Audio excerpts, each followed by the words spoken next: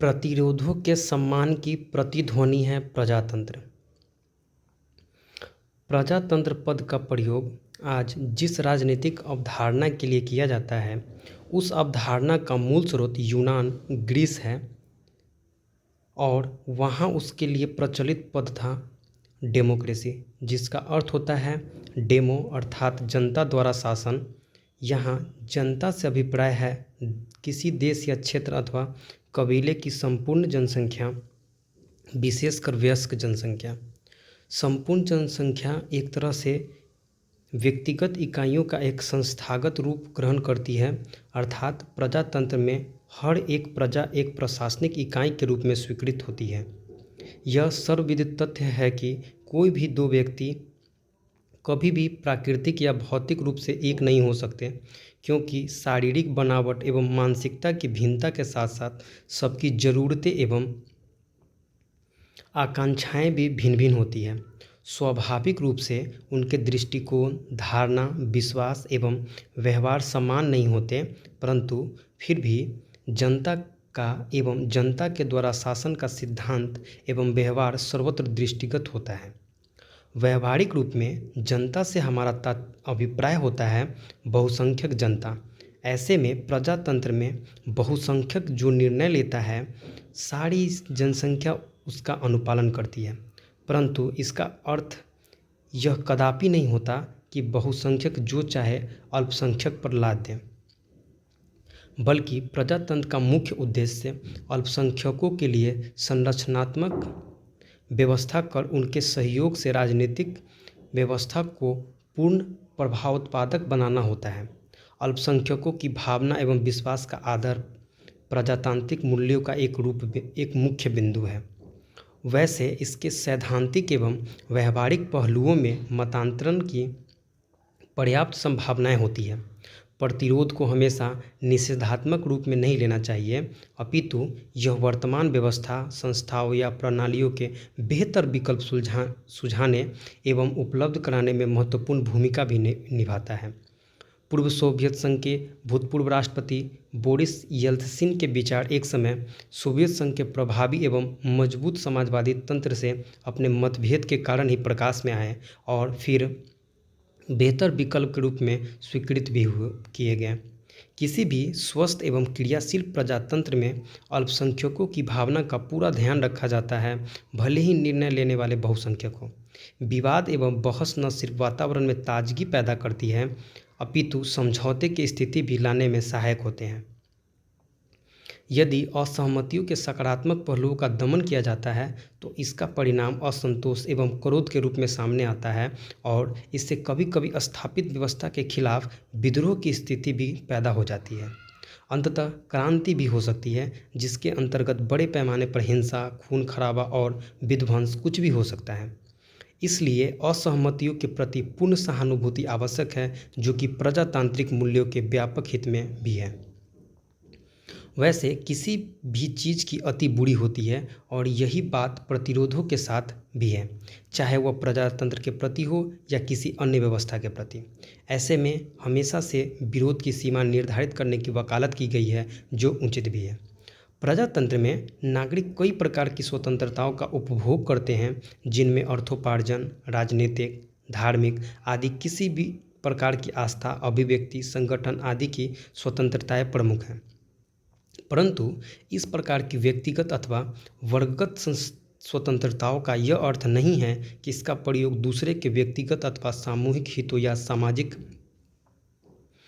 राष्ट्रीय हितों के खिलाफ किया जाए, जैसे फांसीवाद की विरोधी नीति या वैकल्पिक व्यवस्था के रूप में स्थापित करने के प्रयास के नाम पर छूट दे देना कहीं से भी तर्कपूर्ण नहीं है, भले ही कुछ अच्छे खासे लोग इसके पक्ष में क्यों न खड़े हो जाएं।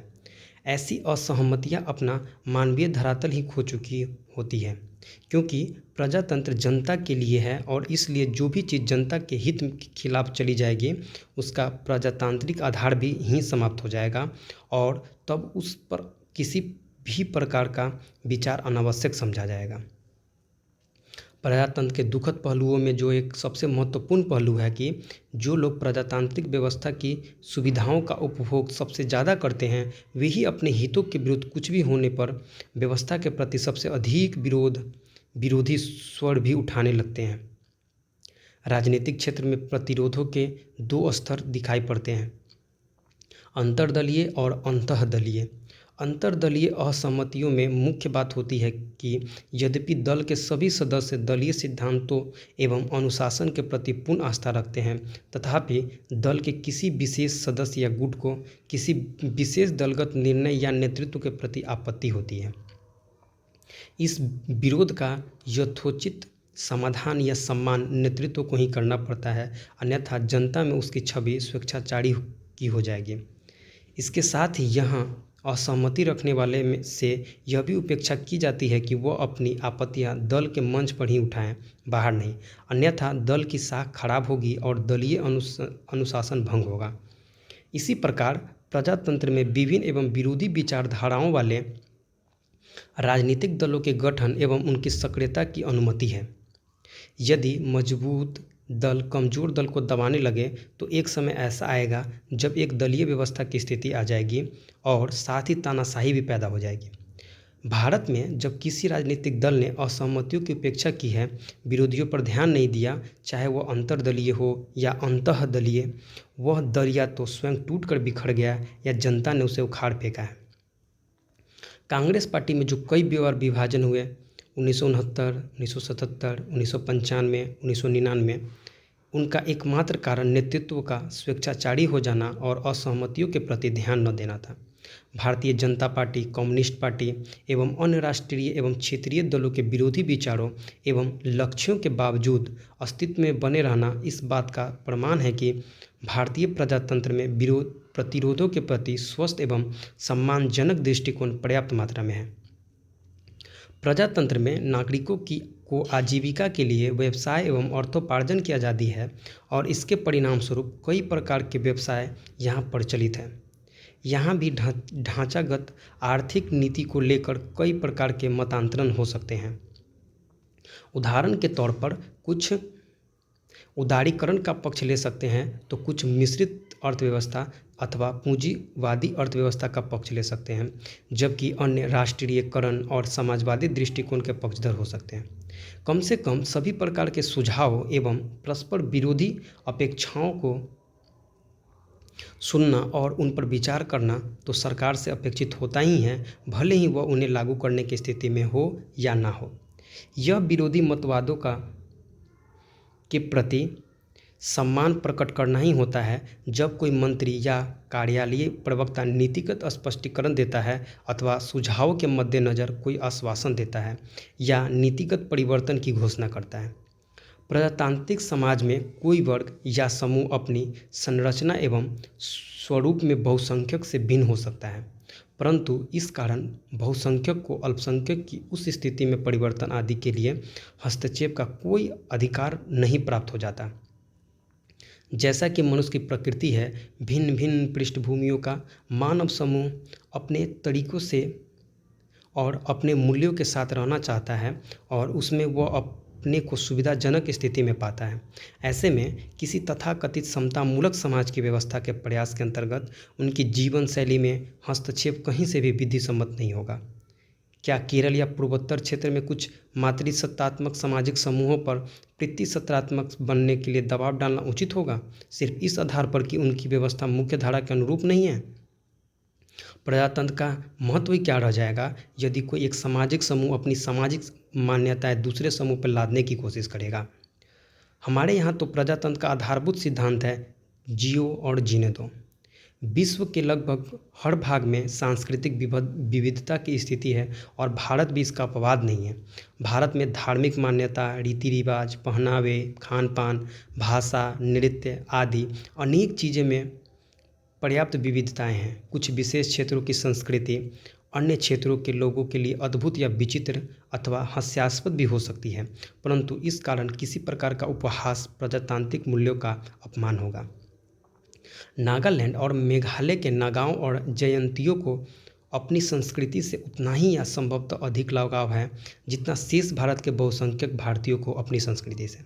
इसी प्रकार मंदिर, मस्जिद, चर्च या गुरुद्वारा संबंध धर्मों के लिए समान रूप से महत्व रखते हैं। किसी एक की कीमत पर दूसरे का निर्माण या ध्वंस कहीं से भी न्यायोचित नहीं है। अस्तु प्रजातंत्र में सकारात्मक प्रतिरोधों का हमेशा सम्मान किया जाना चाहिए, परंतु प्रतिरोधी को भी अपने विचार दूसरे पर आरोपित करने का प्रयास नहीं करना चाहिए, क्योंकि ऐसा प्रयास एक प्रकार की हिंसा है जिससे प्रजातांत्रिक मूल्यों को आघात पहुंचता है। चूँकि प्रजातंत्र में जनता अपनी भावनाओं एवं इच्छाओं को तर्कों के आधार पर स्थापित करती है, इसलिए स्थापित मानदंडों के साथ साथ उठने वाली प्रतिरोधी मानदंडों के प्रति भी सहानुभूति रवैया रखना आवश्यक हो जाता है, ताकि व्यवस्था में स्वेच्छाचारी या अप्रगतिशील प्रवृत्तियां घर न कर जाए और इससे सही अर्थों में अभिव्यक्ति स्वातंत्र्य, जो कि प्रजातंत्र का प्रमुख लक्षण है, का औचित्य एवं उपभोग दोनों सुनिश्चित हो सकेगा। इस प्रकार प्रजातंत्र की प्रकृति एवं दर्शन को देखते हुए हम यह कह सकते हैं कि यदि किसी देश अथवा समाज में जो प्रजातांत्रिक होने का दावा करता है प्रतिरोधी स्वर नहीं उठते हैं या असहमतियाँ पैदा नहीं होती है, तो समझना चाहिए कि दावे में कहीं न कहीं खोट है, व्यवस्था में कुछ न कुछ गड़बड़ है, कुछ न कुछ कमी है। सचमुच प्रगति के लिए प्रतिरोध तो आवश्यक है ही, चाहे वह प्रजातांत्रिक मूल्यों की प्रगति ही क्यों न हो।